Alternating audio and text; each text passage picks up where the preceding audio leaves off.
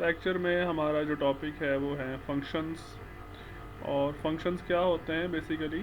Functions का इस्तेमाल ये होता है कि आप उसको कोई डाटा प्रोवाइड करते हैं और वो आपको कोई उसके ऊपर प्रोसेसिंग करने के बाद आपको कोई उसके रिजल्ट्स देता है।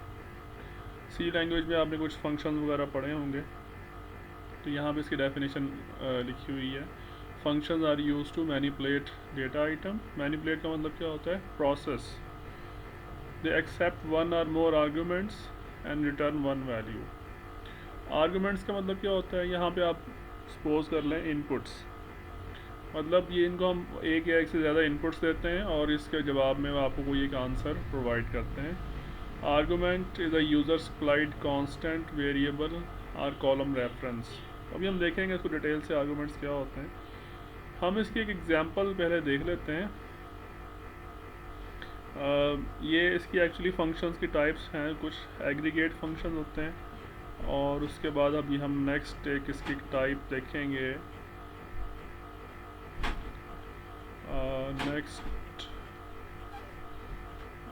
एग्रीगेट के अलावा आई थिंक ऐसे फंक्शंस होते हैं जो रो बाय रो प्रोसेस करते हैं अलग-अलग। तो अभी फ़िलहाल हम सिर्फ एग्रीगेट फंक्शंस की बात ही करेंगे।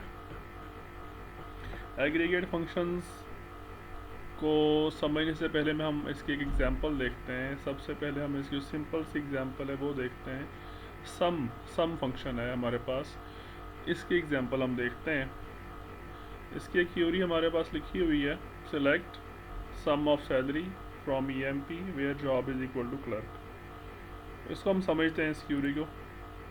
ये हमारे पास रिजल्ट्स आ रहे हैं तो हम यहाँ पे कंडीशन लगा देते हैं where job is equal to clerk.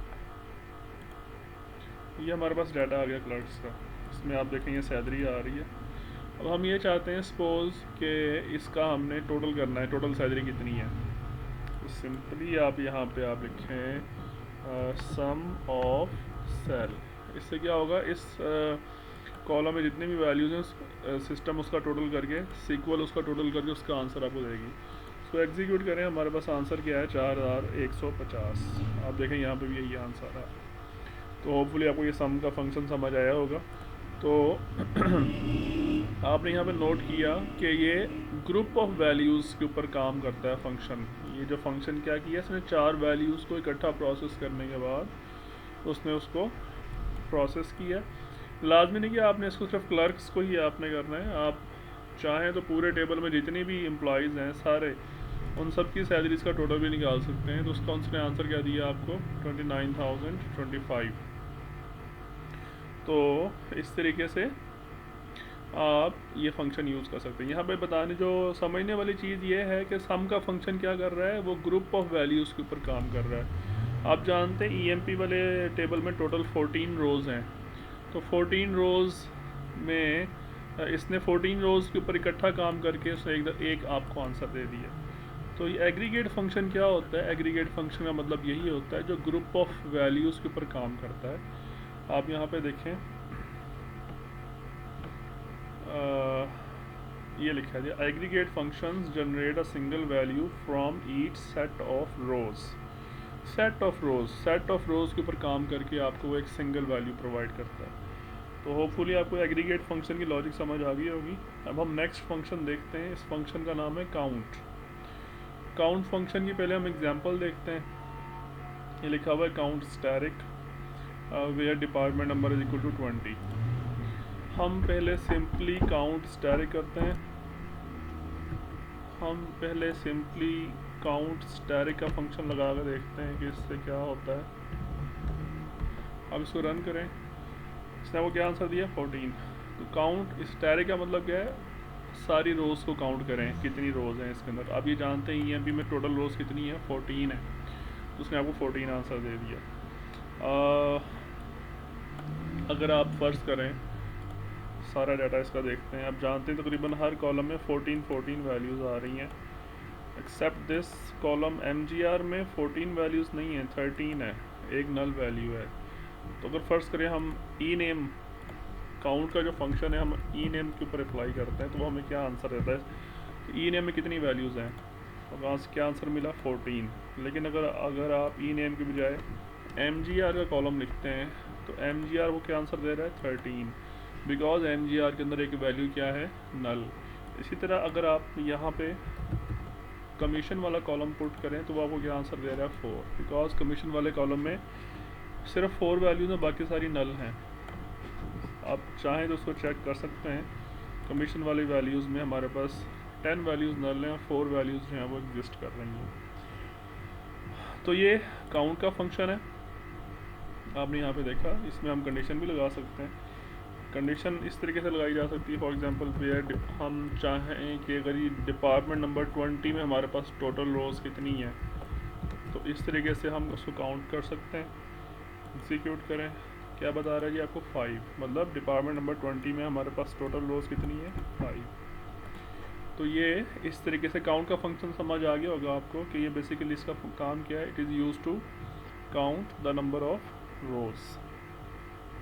अगर काउंट के अंदर स्टैटिक लिखेंगे तो क्या होगा, वो सारी रोज़ को काउंट करेगा, including rows containing duplicates and null values. Okay, अगर हम चाहें, अभी मैंने आपको एग्जांपल दी थी कि किसी एक कॉलम की वैल्यूज़ भी काउंट की जा सकती हैं। जैसे इसने यहाँ पर लिखा है select count commission from EMP, तो उसने कमीशन के बाद आपको लिए क्या आंसर दिया 4। अब ये चीज़ इंटरेस्टिंग है, ये डिस्टिंक्ट भी यहाँ पे इस्तेमाल हो सकता है। हम फ़र्ज़ करें यहाँ पे एक क्यूरी लिखते हैं, काउंट ऑफ डिपार्टमेंट नंबर का आंसर उसने क्या दिया आपको 14, यानी 14 वैल्यूज़ हैं। लेकिन अगर हम यहाँ पे लिखते हैं डिस्टिंक्ट, ये मैंने को पहले भी समझाया था डिस्टिंक्ट के बारे में कि ये सिर्फ यूनिक वैल्यूज़ को काउंट करता है। मतलब सिर्फ 3 वैल्यूज़ ऐसी हैं डिपार्टमेंट नंबर में जो यूनिक है, बाद में फिर वही वैल्यूज़ रिपीट हुई जा रही हैं। तो डिस्टिंक्ट का हमने पहले भी डिस्कस किया था। उसके बाद नेक्स्ट फंक्शन है एवरेज का। एवरेज जैसे कि इसके नाम से ही जाहिर है, एवरेज का फंक्शन क्या करता है, जिस तरह सम का फंक्शन था इसी तरह एवरेज का फंक्शन है। हमने सेल के ऊपर लगाया था सम का फंक्शन, इसी तरह आप लगा दें एवरेज का फंक्शन, तो यहाँ पे साथ ही सम का फंक्शन भी लग सकता है। इसी तरह एक और फंक्शन है मैक्स का, एक और फंक्शन है मिनिमम का। इनके हम साथ में एलियस भी दे देते हैं।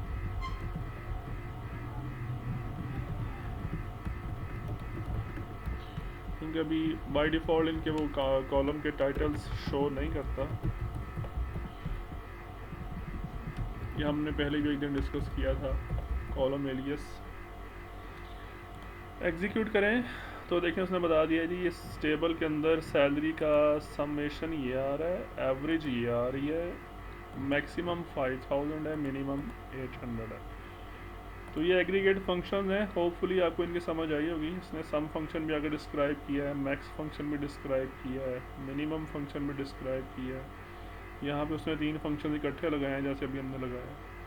तो होपफुली ये फंक्शन आपको समझ आए होंगे। अगर नहीं समझ आए तो आप मुझसे इससे रिलेटेड क्वेश्चन कर सकते हैं।